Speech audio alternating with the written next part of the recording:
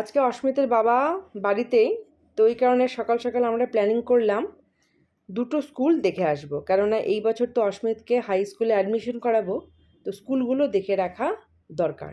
দুটো সিবিএসসি বোর্ডের, একটা হচ্ছে ডিপিএস দাগাপুর আর একটা ডিএভি ফুলবাড়ি। কিন্তু দাগাপুরের স্কুলটা দেখা হলো না, দুটো স্কুল একদম অপোজিট ডিরেকশানে।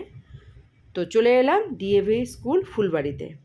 তবে দুঃখের বিষয় অস্মিতের আর দেখা হলো না, অস্মিত গাড়িতেই ঘুমিয়ে পড়েছিল। তো দেখুন স্কুলটা কি সুন্দর, স্কুলটা কি সুন্দর বন্ধুরা, দেখুন। আর এখানকার রাস্তা কিন্তু খুব খারাপ, আর তার চাইতে বড় কথা শিলিগুড়ি এই ডিএভি স্কুল কিন্তু একদম সাইডে। এটা একটা পঞ্চায়েত এরিয়া,